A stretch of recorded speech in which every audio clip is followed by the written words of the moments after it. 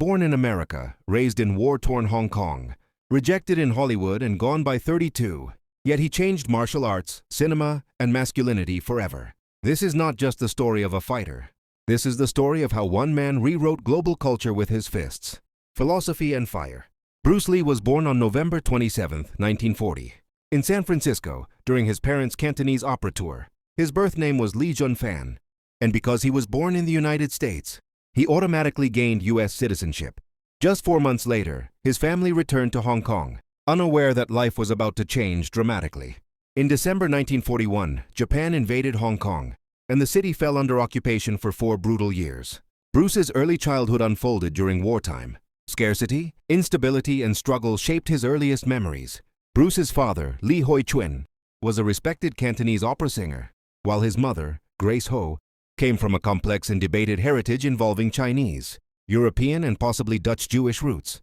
This mix of cultures would later reflect in Bruce Lee's global identity, never belonging to just one world. As a teenager, Bruce often found himself in street fights, pushing him toward martial arts not just for discipline, but survival. In 1959, he moved back to the United States, settling in Seattle. 2 years later, he enrolled at the University of Washington, studying philosophy, while quietly nurturing a bigger dream, acting. To support himself, Bruce began teaching martial arts, opening his first school from his own home. Soon, he expanded to Oakland, California, and in 1964, he shocked the martial arts world with his bold demonstrations at the Long Beach International Karate Championships.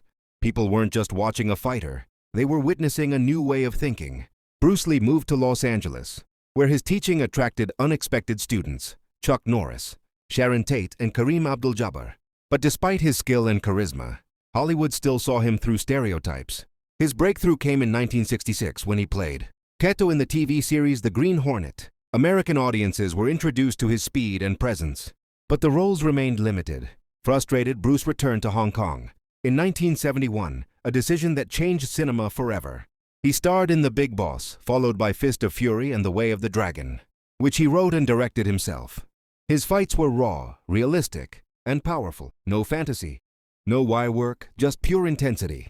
With Enter the Dragon, 1973, Bruce Lee became a global icon, bridging Hollywood and Hong Kong. His films didn't just entertain, they redefined martial arts cinema, pushing aside old wuxia fantasies and introducing realism, emotion, and a new image of masculinity. Even after his sudden death at 32 from brain edema, his influence never faded. His work reshaped kung fu films, inspired MMA, boxing, karate, and challenged Asian stereotypes worldwide. Time magazine would later name him one of the 100 most influential people of the 20th century. Bruce Lee's journey into adulthood was anything but ordinary. Part scholar, part martial artist, and all ambition. After surviving the chaos of childhood in Hong Kong, he left for the United States in 1959 at age 18, ready to start a new chapter of life and learning. In Seattle, Bruce finished high school and enrolled at the University of Washington in 1961, where he studied philosophy and drama, subjects that would deeply shape his thinking about life, combat, and art. His academic curiosity wasn't just about books, it fed into his growing belief that martial arts should be practical, fluid, and expressive, not rigid and traditional. While pursuing his studies, Bruce began teaching martial arts to fellow students and local enthusiasts, not as a hobby, but as a way to support himself. He opened his first martial arts school out of his Seattle home, offering lessons in the Wing Chun style he had learned in Hong Kong. Bruce didn't stop there. His ambition led him to expand. Soon, he opened another school in Oakland, California, and later moved his teaching base to Los Angeles. Bruce's classes weren't typical.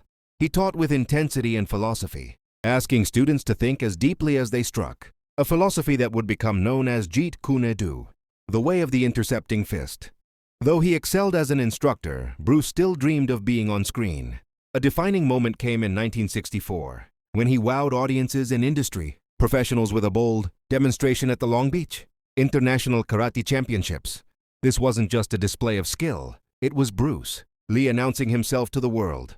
His unique mix of strength, speed, and stage presence soon led to his first major acting role as Kato in The Green Hornet, 1966-1967, introducing him to American television audiences. From student in Seattle to martial arts teacher and budding actor in Hollywood, Bruce Lee was redefining what it meant to train, fight, and perform, laying the groundwork for his transformation into a global icon.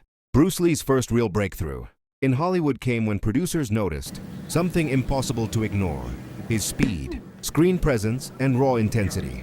This led to his casting as Kato in the ABC television series, The Green Hornet, 1966-1967. Although the show was officially about the Green Hornet, audiences were drawn to Kato. Bruce's lightning-fast movements, sharp expressions, and explosive fight scenes often stole the spotlight. In some countries, the show was even marketed as The Kato Show.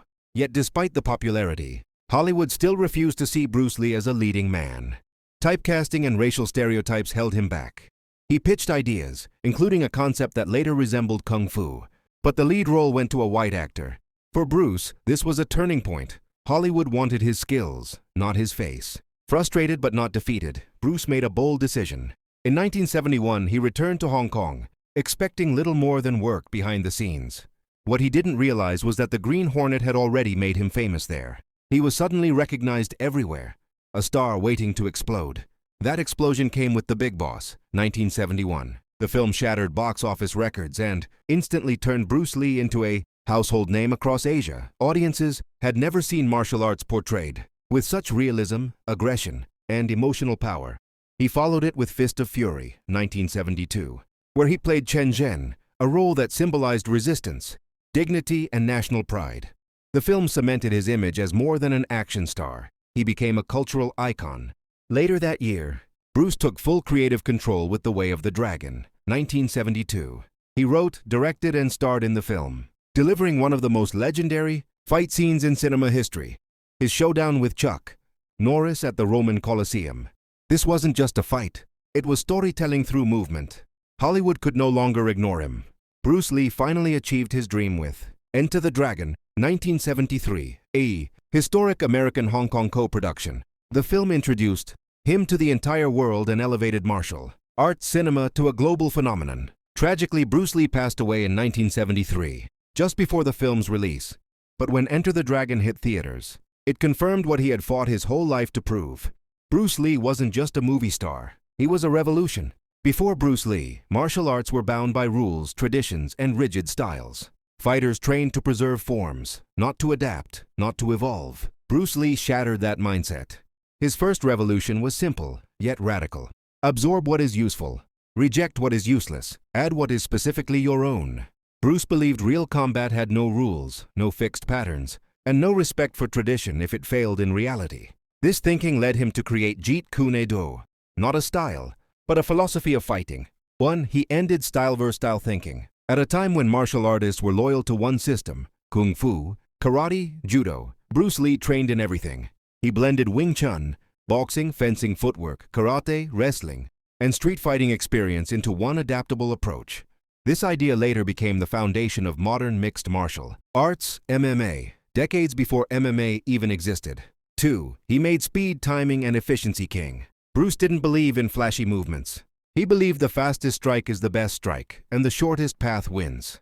His focus on explosive speed, precise timing, economy of motion changed how fighters trained.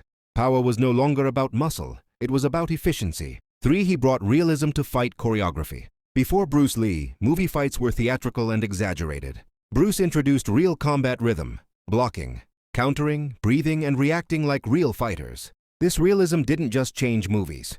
It changed how people trained in gyms worldwide.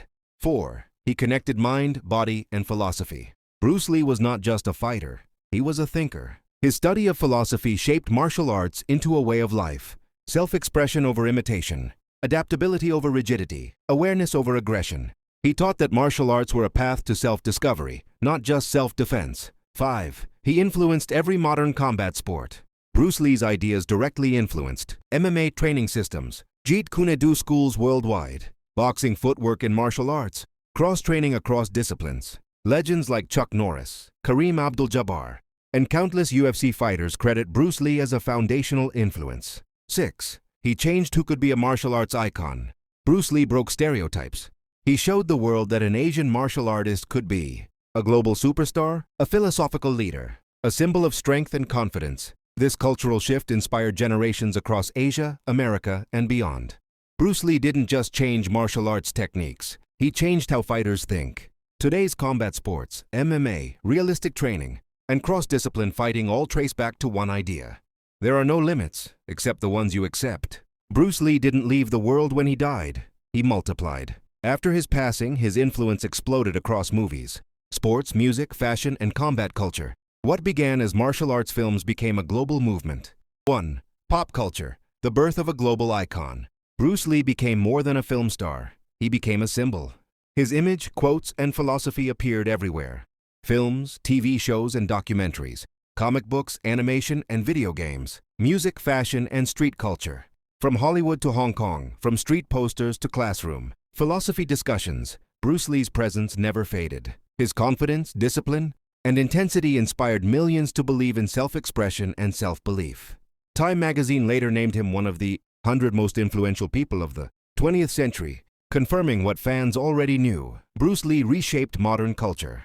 2. The father of modern MMA. Long before the UFC, Bruce Lee was already thinking like an MMA fighter. He rejected single-style loyalty and promoted cross-training, adaptability, real-world effectiveness, today's MMA principles, blending boxing, wrestling, jiu-jitsu, karate, and kickboxing, mirror Bruce Lee's philosophy almost perfectly. Many MMA legends and coaches openly credit Bruce Lee as the spiritual father of mixed martial arts. His belief that the best style is no style became the foundation of modern combat sports. 3. Changing representation forever. Bruce Lee broke racial barriers at a time when Asian men were stereotyped and sidelined. He stood strong, confident, and unapologetic, redefining masculinity on a global scale. For Asian communities worldwide, especially Asian Americans, Bruce Lee became proof that identity is power, not limitation. On July 20, 1973, the world lost Bruce Lee at just 32 years old, at the very peak of his power and global influence. Bruce Lee died from cerebral edema, a swelling of the brain. The exact cause behind it has remained a subject of debate for decades. Medical reports at the time suggested a reaction to medication, while later theories explored factors such as heat stroke, exhaustion, hypersensitivity to drugs, or a combination of physical stress and underlying conditions. Despite countless rumors and conspiracy theories, no evidence of foul play was ever proven. What remains certain is this: Bruce Lee's body was pushed to extraordinary limits, physically, mentally, and emotionally, in a short, intense life driven by discipline, perfection, and relentless ambition. His death shocked the world, but it did not silence him. Instead, it immortalized him. After his passing, Enter the Dragon was released and became a global phenomenon, cementing Bruce Lee as an international icon. His unfinished project, The Game of Death, further fueled public fascination, reminding the world of what was lost and what he had already given. Bruce Lee left behind more than films.